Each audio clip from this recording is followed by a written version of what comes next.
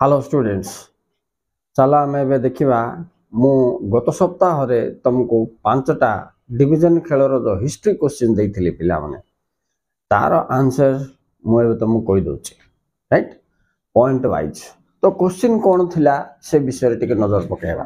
Question number 1 थिला पिला माने क्रिप्स प्रपोजल क्रिप्स प्रस्ताव कौन थिला। अच्छा ये सर स्टीफर्ड क्रिप्स नेतृत्व में गठन करा जायतिला 1942 रे क्रिप्स मिशन तार प्रपोजल नहीं कि भारत को आसथिला सेतबेले न्यू कॉन्स्टिट्यूशन फॉर्मेशन पाई नया संविधान प्रस्तुतिकरण पाई अनुमति नहीं कि आसथिला किंतु आमर भारतीय जातीय कांग्रेस तथा मुस्लिम लीग जो दल गुड़ाक थिले से माने याको समर्थन करनथिले। ये थिला कथा क्रिप्स मिशन रो ओके सर स्टीफर्ड क्रिप्स को नेतृत्व रे हेतिला। चलो पिला मन द्वितीय क्वेश्चन ता देखिबा ओडिशा रो लवण सत्याग्रह ओडिशा सॉल्ट मूवमेंट।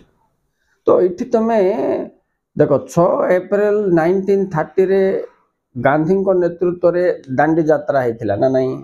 यस ये दांडी यात्रा 12 मार्च 1930 रे आरंभ होइतिला सबरमती आश्रम रु आमर गुजरात दांडी। ओडिशा रे कोन हेतिला गोपबंधु चौधरी आचार्य हरिहर दास एमानंकर नेतृत्व रे सेतबेले रमादेवी भी जोग देथिले। एमानंकर नेतृत्व रे कटकर स्वराज आश्रम रु 20 जन सहचर आम बालेश्वर रो इंचुड़ी को यात्रा करथिले सेठी लवण आईन भंग करिया पाए याको ओडिशा रो लवण सत्याग्रह कहा जाए बोल तो मन रखले हला पिला। अच्छा तापर जिबा एबे 3 नंबर क्वेश्चन कोन अछि देखिबा। अच्छा ये केबे हितला बेले 12 अप्रैल 1930 ओडिशा रो घटनाटा मन रखिबो। नेक्स्ट सुफी आंदोलन रो फलाफल कोन ए क्वेश्चन ता देइथिली 3 नंबर रे। तो तुमे लिखिबो मध्ययुग भारत रे आरंभ होइतिबा सुफी आंदोलन रो दुईटी मुख्य फलाफल हैला एक रिलीजियस यूनिटी बोले हिंदू मुसलमान मानकर एकता वृद्धि पाइथिला। 2 नंबर लिखिबो आंचलिक साहित्यर विकास होइतिला मैथिला भाषा गुटे मराठी भाषा गुटे बेंगली भाषा गुटे से समय रे आंकर प्रभाव रे उन्नति हेतिला। अच्छा चलो पिला माने नेक्स्ट देखिबा 4 नंबर क्वेश्चन कोन देथिली उत्कल सभा बा सम्मेलन रो आभिमुख्य कोन थिला। दुईटी आभिमुख्य थिला एक भारत को एक स्वतंत्र राज्यर मान्यता दबा मेक ओडिशा ए सेपरेट प्रोविंस।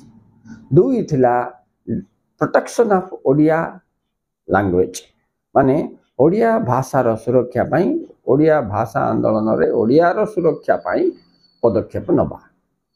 ठीक अछि 5 नंबर क्वेश्चन कोन थिला फकीर मोहन सेनापति पिला माने एबे भी इंपोर्टेंट फकीर मोहन सेनापति 2 किंबा 3 मार्क पाई।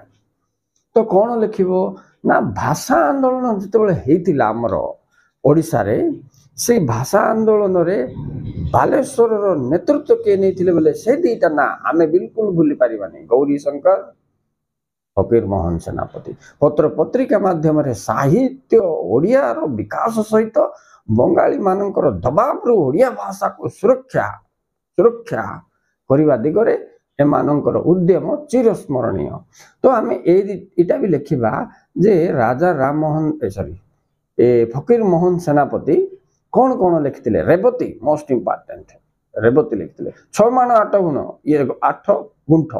यस 6 माण 8 गुंठ एटा भी तांकर गोटे इंपोर्टेंट लेखन थिला पिला माने राइट। तापरे डाक मुंशी तांकर गोटे फेमस राइटिंग थिला एटा भी मन रखो। एही हिसाब रे से ओडिया भाषा आंदोलन रो प्रमुख नेतृत्व नहीं से समय रे बालेश्वर रो। Thank you very much students good bye. Hello students final selection of history long questions 14 long questions are given. देखो पिला माने 14टा 14 माने 14टा लॉन्ग क्वेश्चन मु सिलेक्ट कर सारलेनी आई भितर तुमको तो निश्चित भाव में 6टा 7टा आसीबो तुम 4टा ही लिखिबा छै पिला माने एटा तुम पई फाइनल राउंड आउ हिस्ट्री लॉन्ग क्वेश्चन जीवनी एतिक प्रिपेयर कर दवा पिला हिस्ट्री रो लॉन्ग क्वेश्चन कवर कर देला बोले जानो नो डाउट ओके स्टूडेंट्स आर स्क्रीनशॉट नै जो एटा 14टा क्वेश्चन 14टा प्रिपेयर हे जो पिला माने क्वेश्चन पेपर देखला परे कथा बा ओके।